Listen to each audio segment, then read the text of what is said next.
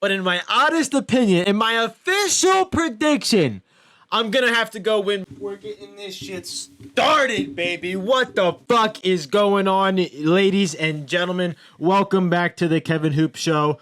And honestly, we haven't had that many UFC fights lately. We've had a lot of fucking news. We've had all the news you could possibly ask for when it comes to future fights and upcoming fights that are going to be happening soon. A lot on that front, but honestly, we've only had one UFC event in the past like 3 or 4 weeks. And obviously, there's been holidays and everything, and that's perfectly okay. But it almost feels like I haven't had a pay-per-view to watch in a while, honestly. So I'm glad that, January 21st, we're going to be having UFC 283 to watch. Now, even this event got kind of fucked up because the last event that happened December 12th or whatever it was at UFC 282, the light heavyweight belt didn't actually get crowned to somebody. Nobody actually won the belt. It was a tie. It is what it is. And the UFC decided, well, we're not going to give either of you guys another chance. We're going to go to Glover Teixeira and this guy, Jamahal Hill, that not many people have heard about. But one thing I think a lot of people are also forgetting about with the Glover Teixeira situation,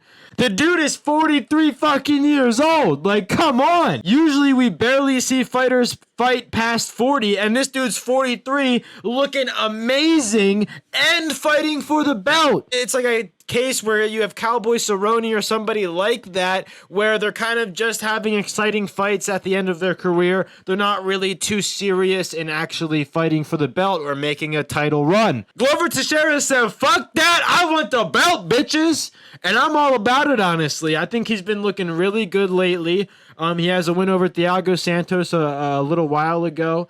And honestly, he looked pretty good against Yuri Prohaska. I thought he was going to win the fight up until that final round.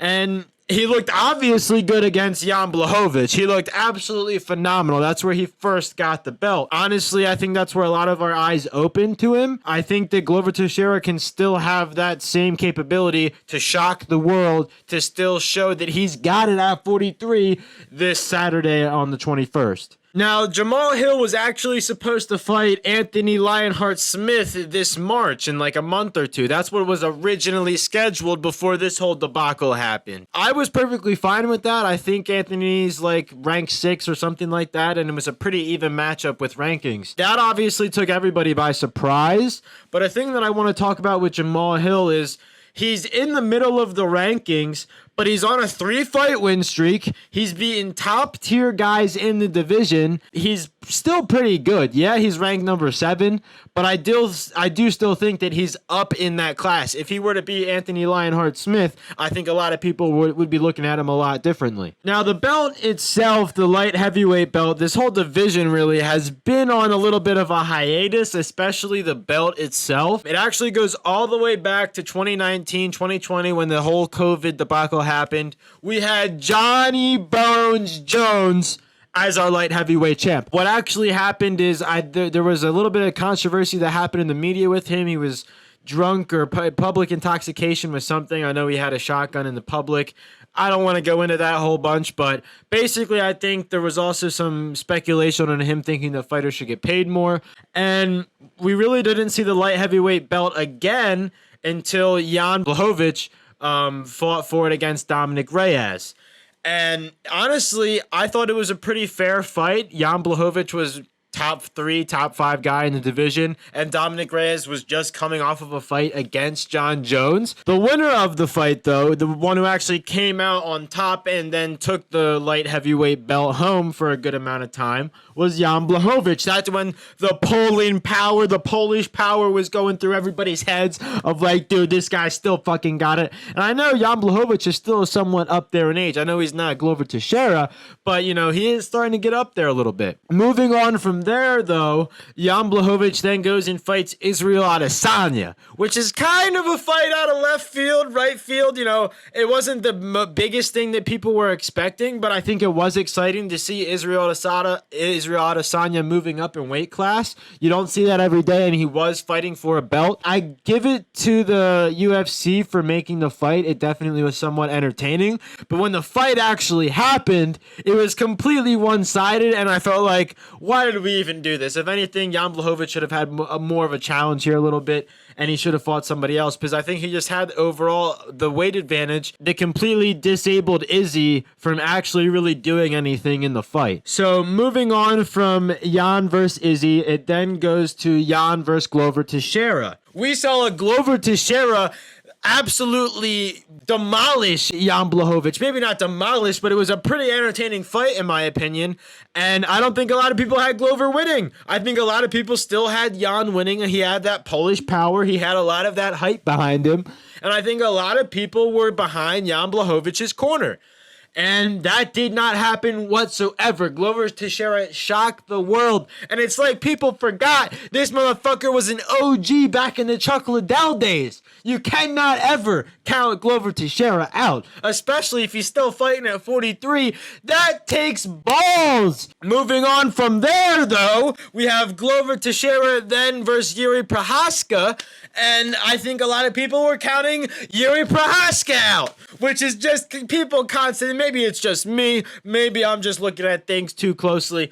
But I do think Yuri Prochazka only had around 3 or 4 fights going into this fight. I think that it was still not as an exciting fight as it could have been. Me, myself, didn't even pay money to watch the pay-per-view. I actually went and rewatched the fight leading up to Yuri Prochazka versus Glover Teixeira 2. That was the fight that was supposed to happen December 12th, and obviously Yuri Prochazka ended up getting the shoulder injury.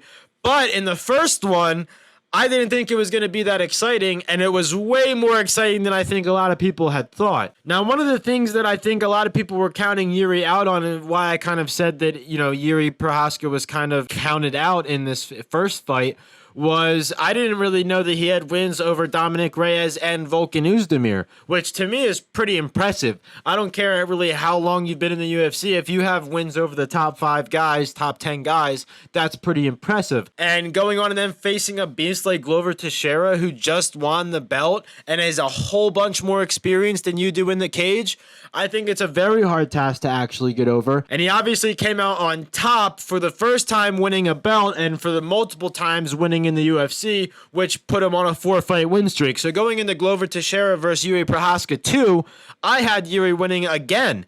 And that obviously ended up not happening. The fight fell through because of a shoulder injury.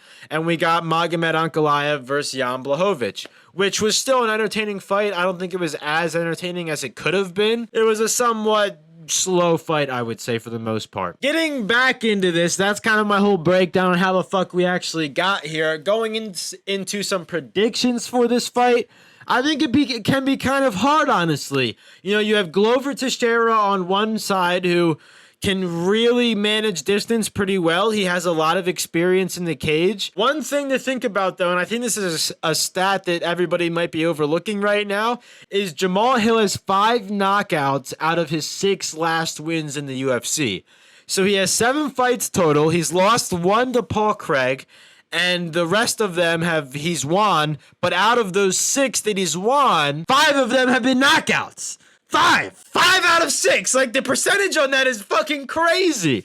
I don't even think he could do that again if he tried. If you're going with stats, if you're going with numbers right now, in my opinion, Jamahal Hill, if he's going to win, I think that he's going to win it by knockout. There's no way this fight goes to a decision and Jamahal Hill wins. I mean, there's obviously a chance, but that is not how I would predict the fight to go. I think we're going to see one of 2 things. We're going to see Glover Teixeira get top control and wrestle the fuck out of Jamahal Hill and, win the fight by decision or win the fight by TKO in some sort of way with top control. Maybe we see a submission, but you definitely cannot think that this fight cannot end by knockout going to Jamahal Hill. All of his fights, the majority of his fights have gone that way except for 2. One of them he lost and the other he won in the decision. So I think the probability of this fight going to knockout to Jamahal Hill, it's pretty fucking high. Not to mention, Glover Teixeira, I've mentioned it already multiple times, he is 43,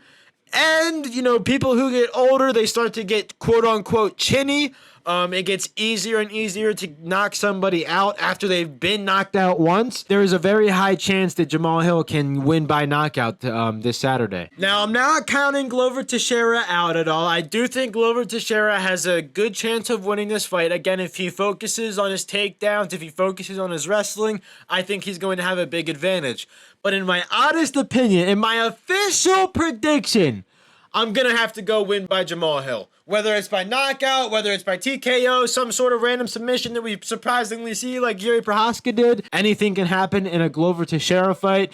So I'm just excited and cannot wait to see this fight. Tune in on this Friday to see the Brandon Moreno versus Davidson Figueiredo breakdown. If you guys have any comments, any opinions, let me fucking know. If you guys like this video, hit that like button. And if you're fucking new here and haven't subscribed, what the fuck are you doing at this point, bro? Wake the fuck up. The Kevin Hoop Show is here, baby. With that being said, have a good rest of your week, ladies and gentlemen. And I'll see you later.